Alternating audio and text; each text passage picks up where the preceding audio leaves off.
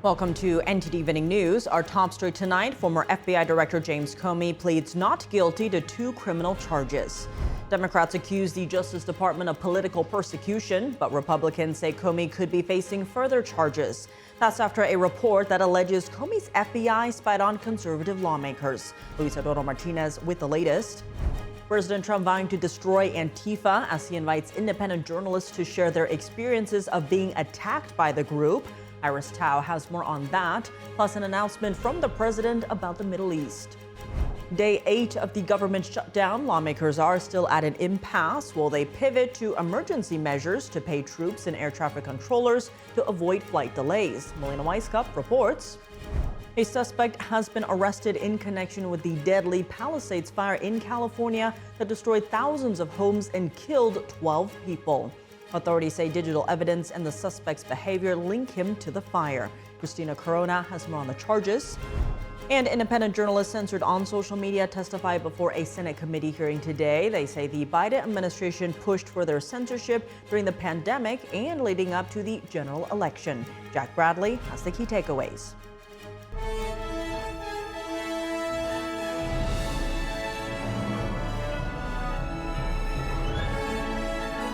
This is NTD Evening News, live from our global headquarters in New York City. Here's Tiffany Meyer. Good evening and thank you for joining us tonight. Former FBI Director James Comey pleaded not guilty to 2 felony charges at his arraignment this morning. Our Washington correspondent Luis Eduardo Martinez has the details. Earlier today at 10 a.m., former FBI Director James Comey was arraigned here at the Albert Bryan Federal Courthouse of the Eastern District of Virginia. Judge Michael Nachmanoff read the 2 felony charges that James Comey is facing.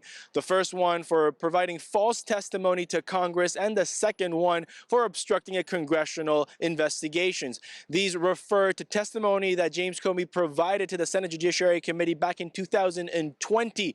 James Comey was then asked by senators whether he had authorized information from FBI investigations to be leaked to the press, which he denied. And now, of course, prosecutor U.S. Attorney Lindsey Halligan is arguing that that testimony was false and it thus also obstructed a congressional investigation. Seen enough on Comey that I think that he deserves a day in court. I believe that there's been sufficient evidence that has emerged that would show potential wrongdoing. Obviously, Comey deserves due process, as does anyone else. Democratic lawmakers are arguing that the trial against former FBI Director James Comey is political persecution of Trump's rivals. Donald Trump and the administration continues to weaponize the Department of Justice and are engaging in this effort, unprecedented in nature, to go after perceived political enemies like James Comey.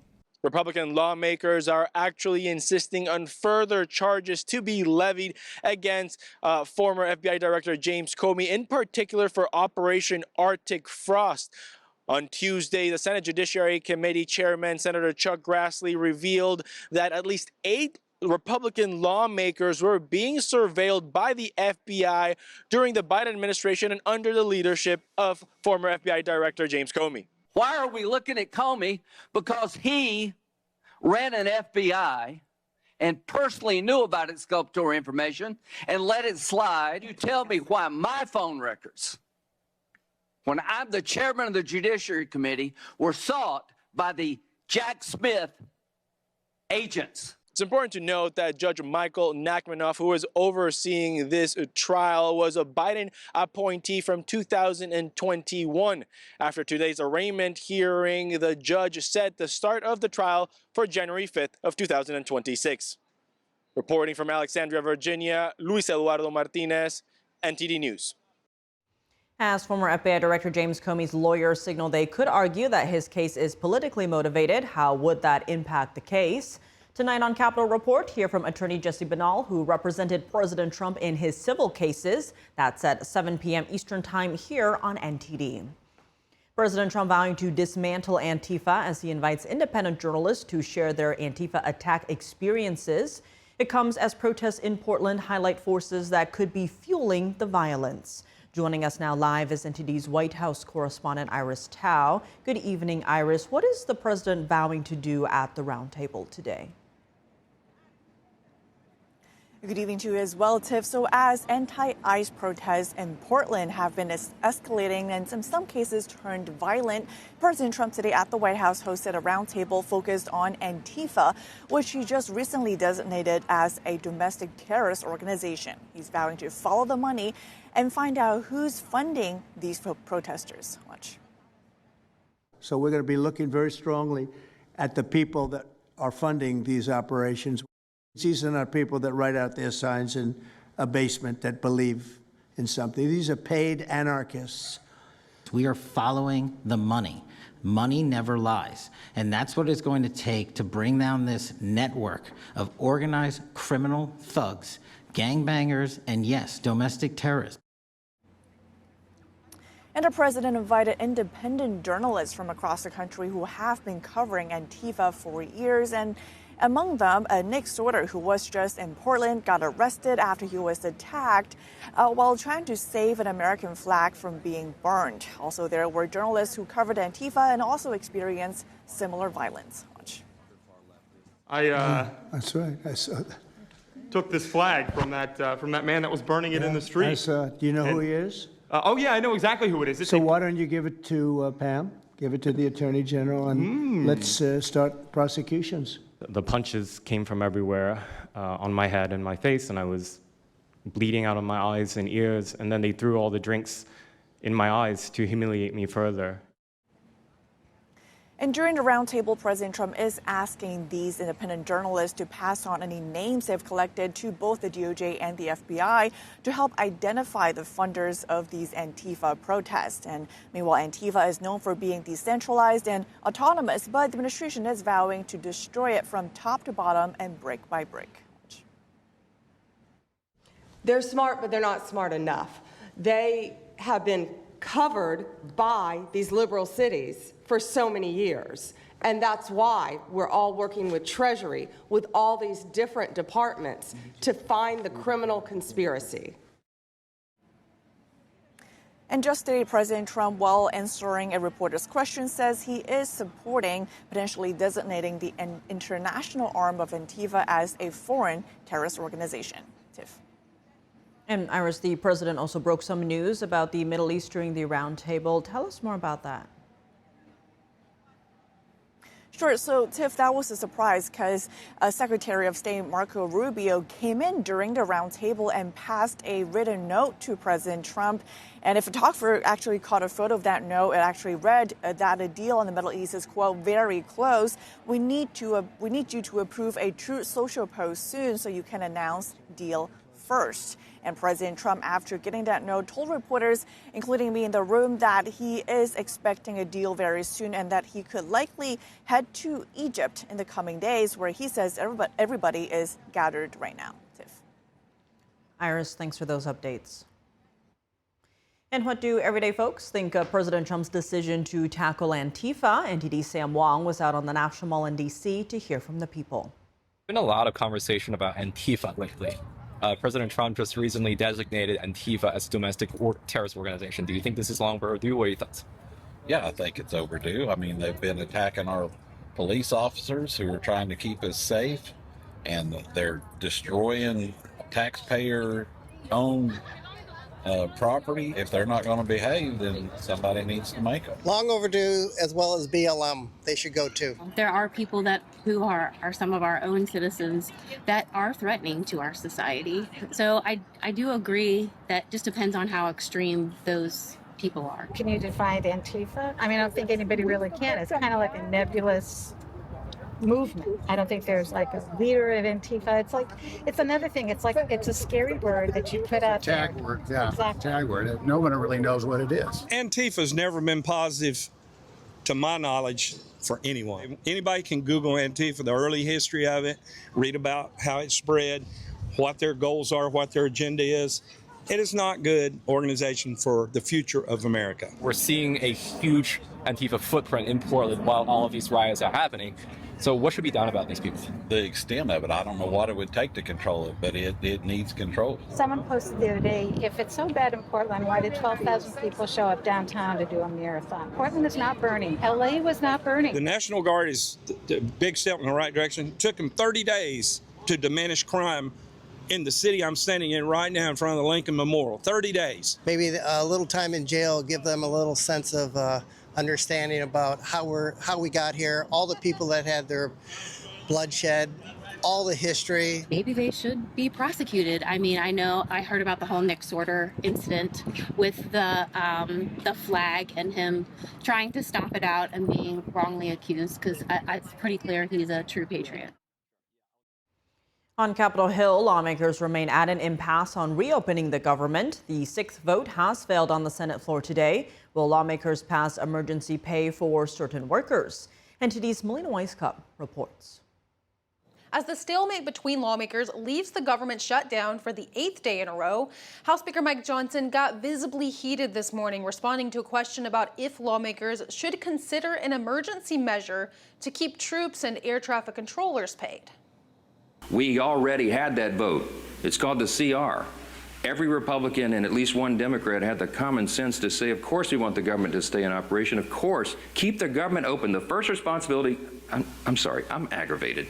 The first responsibility of the government is to protect the people. And the people who are supposed to be protected are being completely cheated. He said this type of show vote, as he described it, is exactly what Democrats want.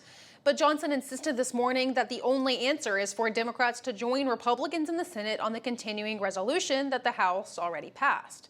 That's a change in tune from yesterday when he expressed openness to such an idea, but the Senate leader quickly dismissed it.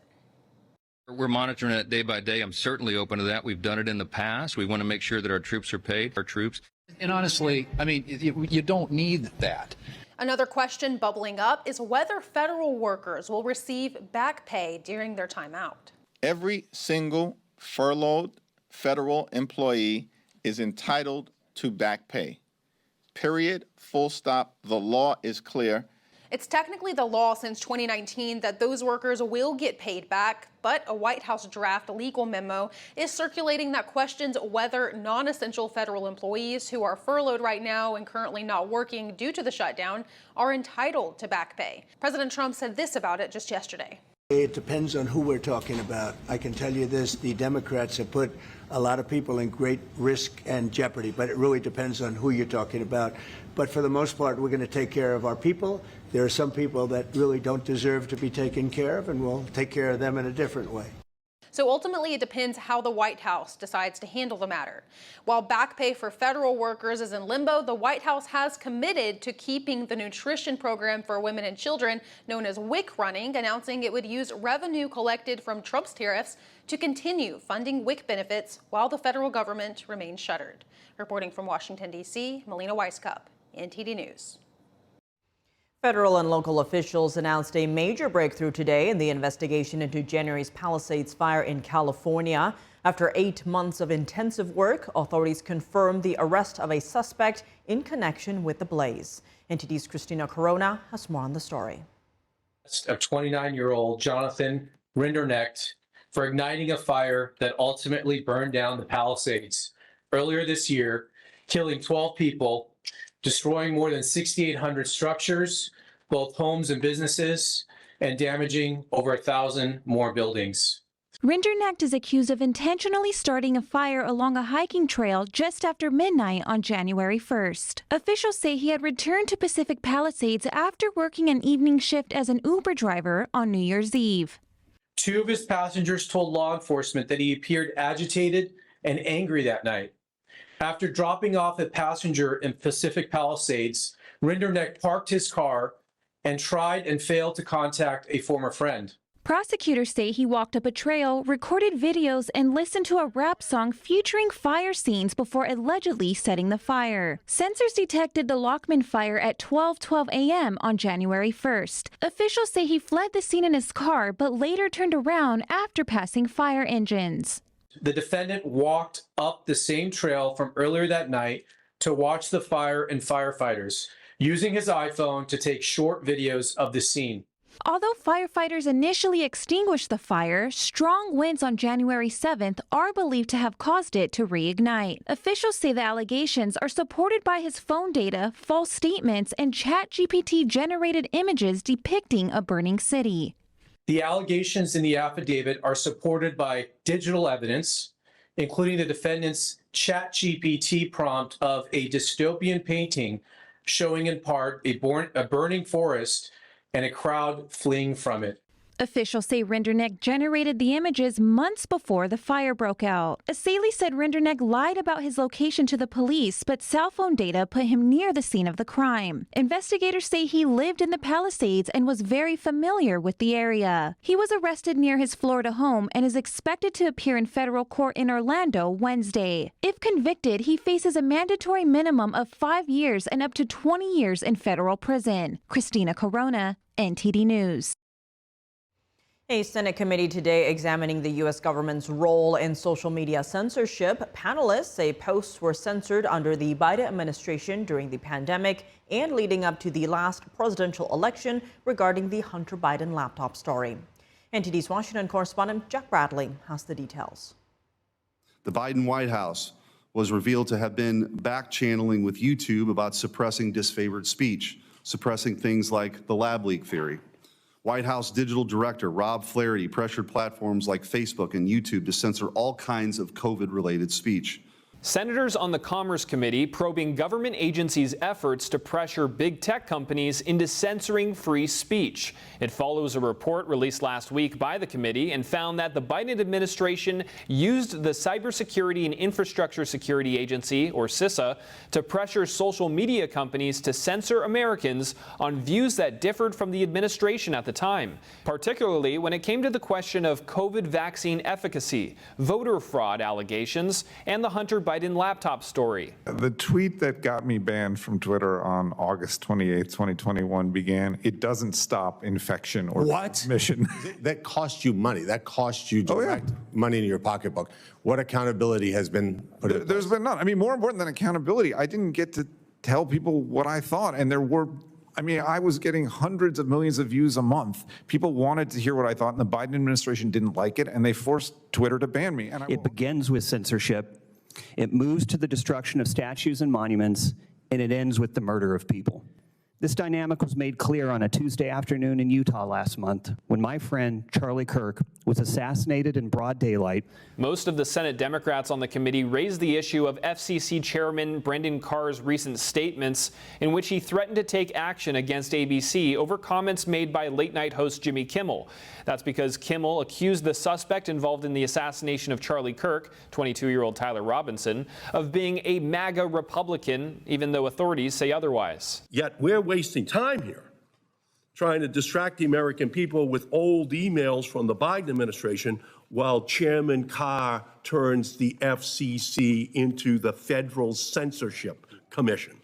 I don't like what Brendan Carr did, but he did it publicly, and we can have a debate about it. What's really problematic is when the government goes in secret to these companies and targets individual users or individual categories of speech. And last month, President Trump hosted several owners of these tech companies at the White House, and all were discussing new investments in the U.S. to the tune of hundreds of billions of dollars each, as well as advancements in technology. Reporting by Jack Bradley, NTD News. Coming up, U.S. Envoy Steve Witkoff and Jared Kushner are in Egypt, where they're expected to take part in the Gaza ceasefire negotiations. This comes as the Hamas terrorist group provides its list of Palestinian prisoners it wants freed in exchange for the hostages. Jason Perry with the update. NATO members are fighting back against reported airspace violations by Russia. Arian Pazдар has how European nations are responding to alleged provocation by the Kremlin. And political turmoil deepens in France after the prime minister's resignation on Monday. His departure fuels mounting calls for President Emmanuel Macron to step down amid a growing leadership crisis. David Vez has the latest from Paris after the break.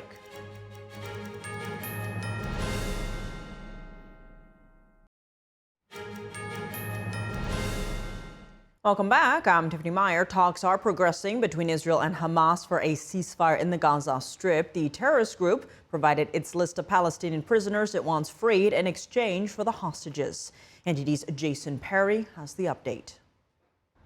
Negotiations for a ceasefire in the Gaza Strip continued for a third day in the resort town of Sharm el-Sheikh in Egypt. On Wednesday, U.S. Envoy Steve Witkoff and President Trump's son-in-law Jared Kushner were seen in the town and were expected to join the talks. as was the Prime Minister of Qatar, a country that has helped mediate the ceasefire negotiations, which are being held indirectly. President Trump said in a post on Truth Social that he is asking everyone to move fast, and that he was told that the first phase of the deal should be completed this week, which includes the release of all 48 remaining hostages, both the living and the deceased. On Wednesday, the Hamas terrorist group provided the list of hostages and the Palestinian prisoners that it wants freed in exchange. The president of Egypt said he received encouraging words about the talks. I invite President Trump, in the event of reaching an agreement, God willing, to attend the signing of this agreement in Egypt. And the foreign minister of Turkey also spoke of a possibility of a ceasefire deal. A lot of headway has been made on certain items. There are a couple of other matters. There are currently efforts underway to clarify them, perhaps in the coming hours. So, if an agreement is reached today, a ceasefire will be declared. On the same day, a resident in the Gaza Strip shared his thoughts on the situation. They are lying to us. There is no truce. They are lying to us. There is no truce. They talk about a truce and keep striking. Meanwhile, in Israel, residents continue to commemorate the 2-year anniversary of the Hamas terrorist attack on October 7th. On Wednesday, Israel's president visited the Nova Memorial, where Hamas killed hundreds of people at a concert. From the ground soaked with our children's blood, we stand shoulder to shoulder with Jewish communities everywhere. The world must understand that evil that was carried out here in the most brutal crimes against humanity is the same evil that kills Jews and hurts Jews all over the world, and we must defeat it. And in another development, the United States has added 15 Chinese companies to a restricted trade list. The companies are accused of facilitating the purchase of American electronic components that have been found in attack drones used by the Hamas terrorist group and the Houthis in Yemen. Jason Perry, NTD News. NATO members are fighting back against reported airspace violations by Russia. Germany is on track to allow police to shoot down unidentified drones. The European Union is highlighting an alleged targeted gray zone campaign by Moscow. NTD's international correspondent Ariane Posdar has more. Because every square centimeter of our territory must be protected and safe. The president of the European Commission, Ursula von der Leyen, says Russia is waging a targeted grey zone campaign against Europe. This includes airspace violations as well as sabotage and cyber attacks. According to von der Leyen, those will only escalate if the Kremlin is not challenged. This comes after NATO members Germany, Belgium, Poland, Estonia and Romania all reported recent incursions. Some of them directly blame Russia. One incident may be a mistake, 2 incidents a coincidence, but 3, 5, 10. This is a deliberate and targeted grey zone campaign against Europe. And Germany's cabinet, meanwhile, allows police to shoot down unidentified drones. Other methods available to down drones include using lasers or jamming signals to sever control and navigation links. We are creating the possibility for the federal police to use all appropriate technical means against the drones. The new law is now awaiting approval from the German parliament. Meanwhile, NATO member Lithuania is preparing to evacuate thousands of residents if the fighting in Ukraine spills over. Just on Monday, air traffic was suspended in Lithuania's main airport because of balloons in its airspace. The nation's capital, Vilnius, is located just 12 miles from the border with Belarus, a close ally of Russia. Capital geographical location is unfortunately very close to border with third countries, one of the third countries, and we have to be prepared. Hundreds of people took part in an evacuation exercise in Vilnius, where approximately 100 residents were moved by train to a sporting arena over 60 miles away. And a top Russian diplomat says the momentum to find a peace deal to end the fighting in Ukraine has been exhausted. According to the diplomat, this is the result of destructive activities, primarily by the Europeans. President Trump recently announced that the U.S. will ramp up its support to Ukraine to fight back, since Russia doesn't seem to actually be seeking peace. Arian Pastar, NTD News. Political turmoil deepens in France after the prime minister's resignation on Monday. His departure fuels mounting calls for President Emmanuel Macron to step down amid a growing leadership crisis. NTD international correspondent David Yves reports from Paris. Following Prime Minister Sébastien Lecornu's resignation on Monday, France's government is plunged into political chaos. His departure comes after weeks of growing tension in parliament and a series of internal disputes over the government's handling of economic and social reforms.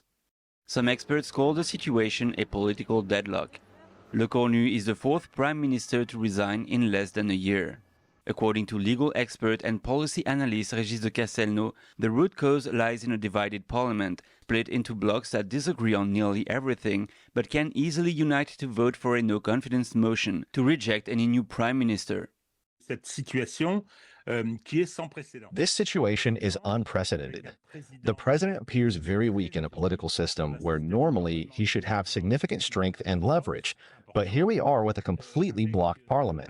There is no majority whatsoever at a moment when there are significant worries over the economic, social, industrial, and financial situation. It looks like France is a car without brakes, heading toward a wall at high speed. That's the feeling it gives. It's an unprecedented crisis. Following the resignation, three scenarios are possible: the appointment of a new prime minister, snap legislative elections, or the resignation of President Emmanuel Macron.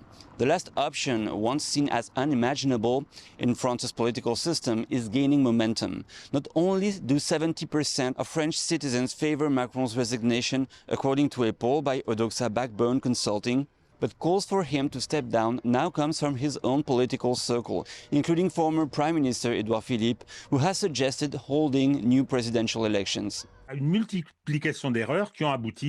There are many mistakes Macron made to find himself in this situation, which explains why there are now so many calls for his resignation. He called for snap parliamentary elections in 2024, and the outcome was disastrous. Fewer than 1 in 10 voters supported him. That was a bad gamble. Now, the opinion polls are catastrophic, and we see his former allies, who once supported him, turning their backs and trampling on him. So who knows what will happen next? I think it's unpredictable. Resigning Prime Minister Lecornu said on Wednesday that fresh elections now seem less likely, as parties are showing a desire to approve a budget by the end of the year. David Vives, NTD News, Paris. Coming up, the Supreme Court today reviewed whether a candidate for Congress can sue to challenge the legality of a state election rule that benefits Democrats. The case centers around an Illinois mail-in voting law. Arlene Richards breaks it down. And in a few weeks, California voters will decide on a proposal to redraw the state's congressional maps. A physicist is leading the push against the controversial redistricting plan. That and more when we return.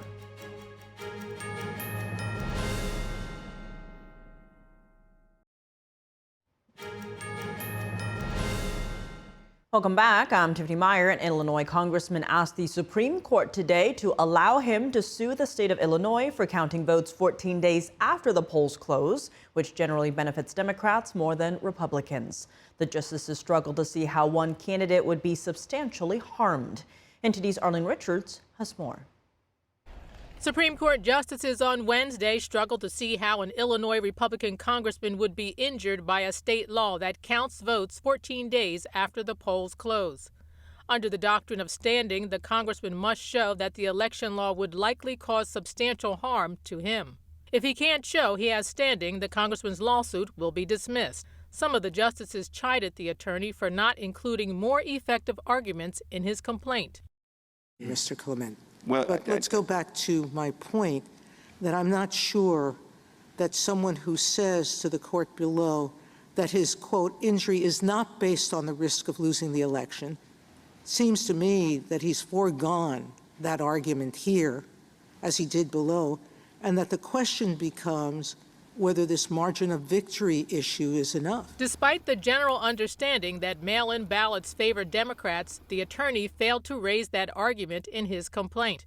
He relied on two other arguments.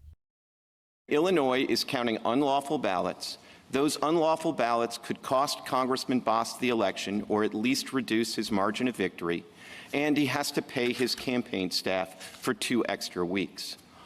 A Justice Department attorney said the risk of losing the election is enough. So in the context of ballot counting laws, we know that the law is going to be applied to the candidate. We know that the law's purpose is to determine which candidate wins. So it's targeting the candidate's concrete interest in winning his election. And so therefore, there is an actual risk that those ballots could sway the outcome of the election.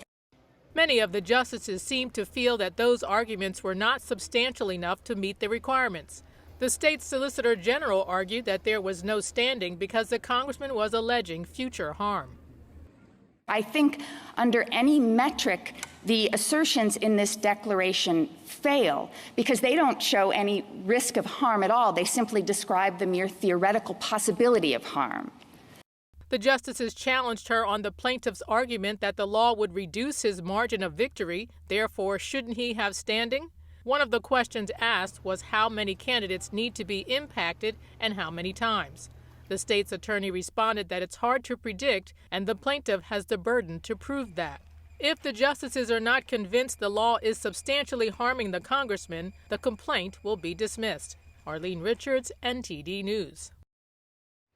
And joining us now to discuss the case of Bost v. Illinois Board of Elections is civil rights attorney and legal analyst Bobby Ann Cox. She's a fellow at the Brownstone Institute. Bobby Ann, thank you so much for joining us as always. Now, Bost's lawsuit was originally thrown out. Lower courts ruled that a Republican lawmaker's status as a candidate did not entitle him to challenge an Illinois election law.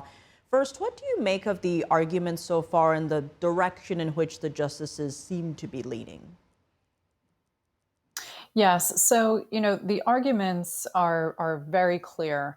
And I just want to enunciate that the justices are not deciding on the underlying mail-in law in this case. They are simply deciding on whether or not this congressman has standing to sue in this case.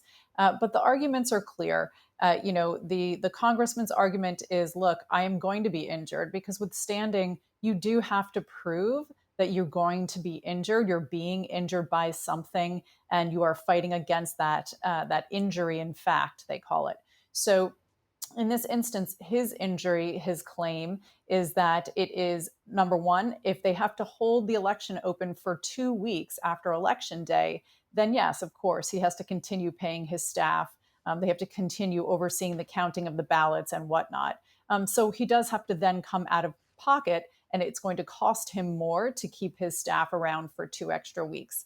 And the other argument that he poses is that it's harm to him because if there is illegal balloting going on, if there are illegal ballots that should not be there in the count, but they are being counted, that can either cause him to lose the election or it can cause him to have a more narrow margin of victory. Meaning instead of winning by a large percentage, perhaps he wins by a small or a smaller percentage, which can then damage the reputation that he has and can make his reelection more difficult the next time around. So those are the arguments that he's posing. And the other side is pushing back and saying, well, we don't believe that those are actually injuries, in fact, and they're kind of making it a belittling his main 2 arguments as to injury. On the first point that you pointed out, the pocketbook issue, do you think that argument will be enough to convince the justices here?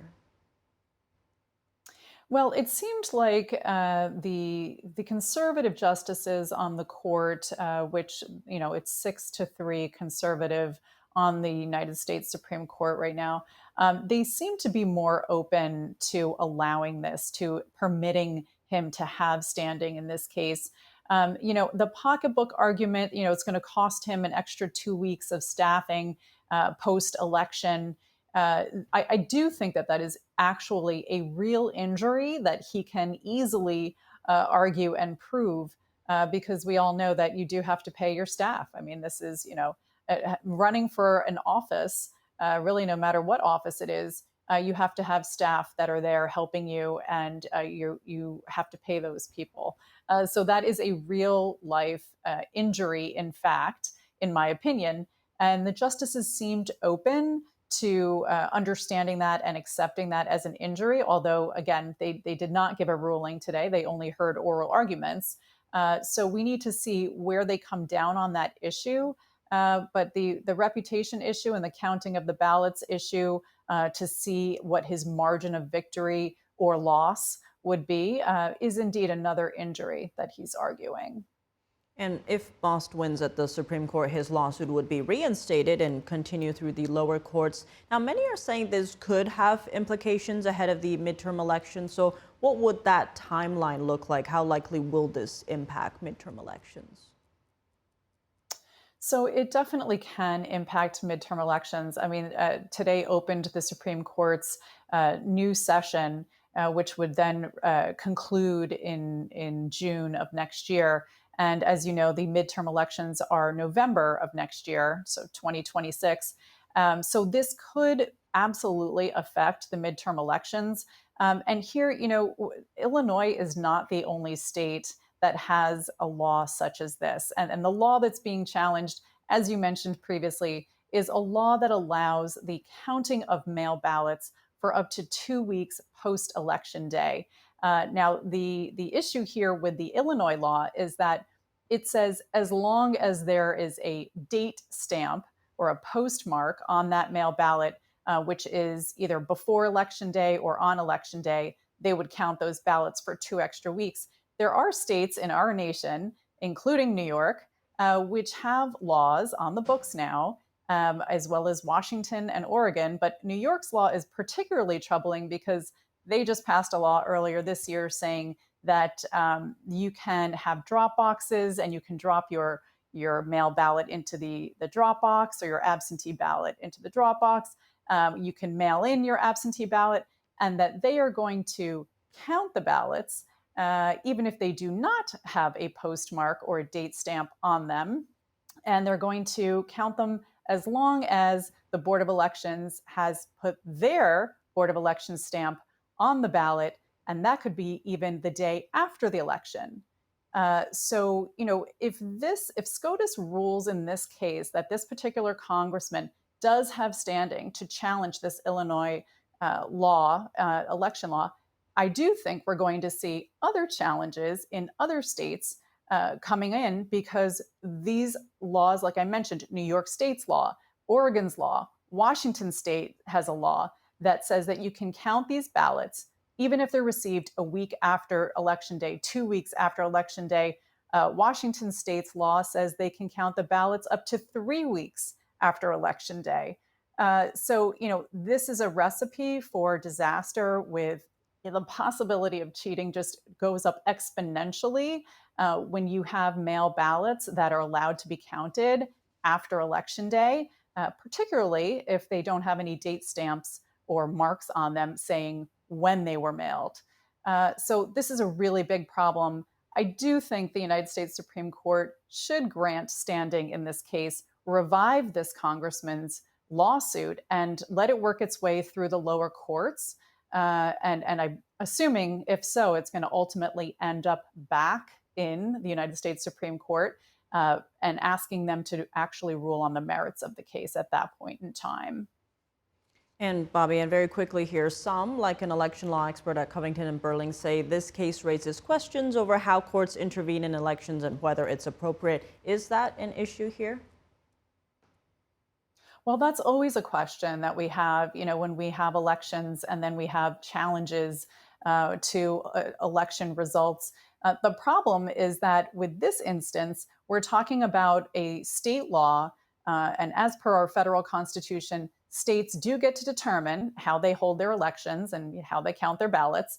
But this is a very big problem, because if you don't have clean elections, even at a state level, it does affect the other states in the nation, which means it affects the other Americans across the country. So there's actually a really good incentive for the Department of Justice to get involved, and for the Department of Justice to bring a lawsuit against states that are passing these election laws that potentially allow mail ballots to be counted after Election Day, and especially if they don't have a date stamp on them, because it just opens the door to fraud. And, if you're going to disenfranchise the voters in one state, particularly in federal elections, you're disenfranchising the other voters in the other states. So it is ripe for the Department of Justice to step in and bring lawsuits as well.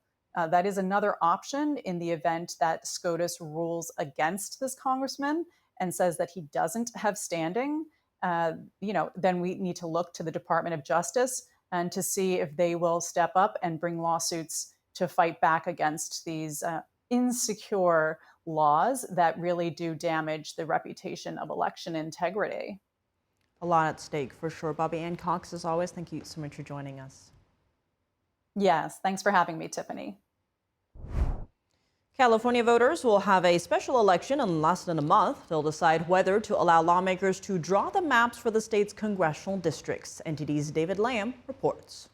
In a special election on November 4th, California voters will decide whether to give lawmakers the power to draw congressional maps, which could give the Democratic Party an edge in the 2026 midterm elections. Prop 50 has been in the spotlight, spearheaded by Democratic Governor Gavin Newsom, who says it's California's plan to counteract Republican redistricting efforts, particularly in Texas. But one man, Charles Munger, is leading the charge against Prop 50. He explained at a press conference why he's funding the No on Prop 50 campaign.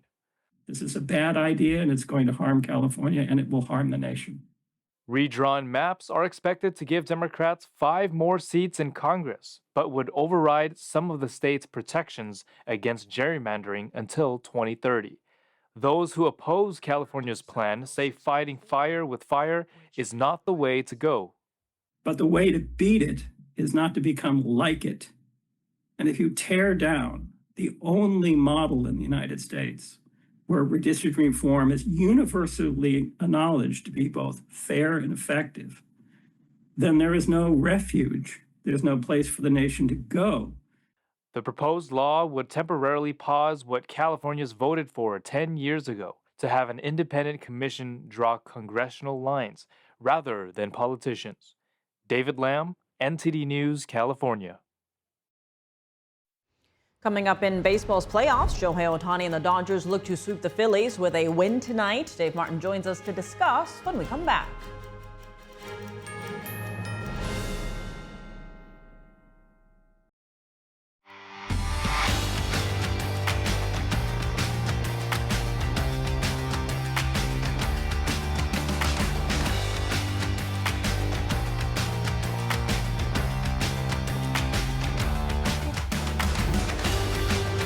Now for your sports news, we're joined by NTD's Dave Martin. Dave, plenty going on right now, but let's start with baseball as all 4 series are taking place today, including one game that's already finished. Yes, Detroit already beat Seattle 9-3 this afternoon. The Mariners actually led this one 3-0 heading into the bottom of the 5th, but Detroit got 3 runs to tie it up at 3. They ended up 4 in the bottom of the 6th to break the game open. That was thanks to home runs by Javier Baez and Riley Green, as 2 of the Tigers 3 home runs on the day. Their bullpen then shut down Seattle the rest of the way to win it 9-3. So with the win, the series is now all tied up at 2. They would play a decisive winner-take-all Game 5. That'll be on Friday afternoon there. So that was the first game today. Now they're already in progress right now with the Cubs hosting the Brewers. Cubs needing a win here to stay alive. They actually need 2 wins here to stay alive, but they're down because they're down 2-0. They're off to a good start, leading 4-2 right now in the 4th inning. Michael Busch already started off with a home run for the Cubs there. Pete Armstrong has a 2 RBI single there. So some very exciting games already going on today, Tiff, in the afternoon. And looking at tonight's schedule, we have 2 more games, including a Game 4 between the Yankees and Blue Jays. Yes, Yankees finally got on the board last night with a 9-6 win. I think the biggest thing was Aaron Judge hitting that game-tying 3-run home run. Now, Judge has not put up the numbers in the playoffs that he has in the regular season. Maybe this gets him going. Meanwhile, Vlad Guerrero Jr., he is still going. He homered for the 3rd straight game for Toronto. Now tonight for Toronto, they will be starting on the mound Lewis Varland for the Blue Jays. Yankees, meanwhile, will counter with rookie Cam Schlittler. Now Schlittler, if you remember, he was the one who shut down the Red Sox last week in their winner-take-all Game 3. had 12 strikeouts in a very dominant performance. So that game starts at 7 p.m. Eastern time, so very shortly. Then starting at 9 o'clock Eastern time, it'll be Dodgers hosting Philadelphia in LA. The Dodgers are leading this series 2-0, having won both games in Philadelphia already. And really, LA has done it without Shohei Ohtani really doing much at the plate. He's 1 for 9 in these 2 games with 6 strikeouts. But on the other side, Philadelphia's big hitters are struggling kind of too. Bryce Harper and Kyle Schwarber are combined 1 for 14. Now, granted, these are just stats from just 2 games in this series, but these series are short. I mean, it's the first win 3 games here, so it's very quick and it's over. So it can be cruel postseason, that is for sure. Moving to NFL news, the Cincinnati Bengals have announced that newly acquired quarterback Joe Flacco, whom they traded for yesterday, will get the start Sunday against Green Bay. Is this quick turnaround unusual for quarterbacks? Yes, I mean, honestly, I don't remember ever seeing a quarterback, at least a quarterback anyway, traded on Tuesday and then starting on Sunday. I mean, any other position, yes, but that's Cincinnati's plan right now. I could understand if he played for them last year or the year before or something, had some kind of familiarity with them. That is not the case here. Now, he does have some familiarity with their opponent on Sunday, that's the Green Bay Packers. Flacco played against them just a couple weeks ago when he was with Cleveland. The Browns won that game 13-10. Flacco threw for 142 yards. Now, meanwhile, back in Cleveland now with Flacco no longer being the backup, the Browns have not actually announced who will be the backup to Dylan Gabriel at quarterback. And this is kind of a hot topic because you would think it would be Shedeur Sanders, who they drafted in the 5th round last May. But anyway, it was apparently between Sanders and veteran quarterback Bailey Zappi, so stay tuned on this decision. Well, shifting gears to hockey, the NHL started their season last night with a triple header of games. Now tonight we have 4 more games, including one with Alex Ovechkin in Washington. Yes, good old Alex Ovechkin passed Wayne Gretzky last year to become the NHL's all-time leading scorer, 897 goals. Last year at age 39, he scored 44. He just turned 40 this offseason. So his Capitals will face the Bruins tonight in the season opener for both teams. That'll be at 7:30 Eastern time. That's one of just 4 games on NHL games on tonight. We also have Toronto hosting Montreal, Calgary at Edmonton, and Las Vegas hosts Los Angeles. So you got all that, Tiff? Busy schedule for you. Very busy. It's going to be tough sitting there watching all these games tonight, but I will manage to do it. All right. Well, Dave, as always, thanks for joining us. Thank you, Tiff. And that's all for today's news. Around the clock coverage, visit us at ntd.com/live or download our NTD app. Thanks for tuning in. I'm Tiffany Meyer. Good night.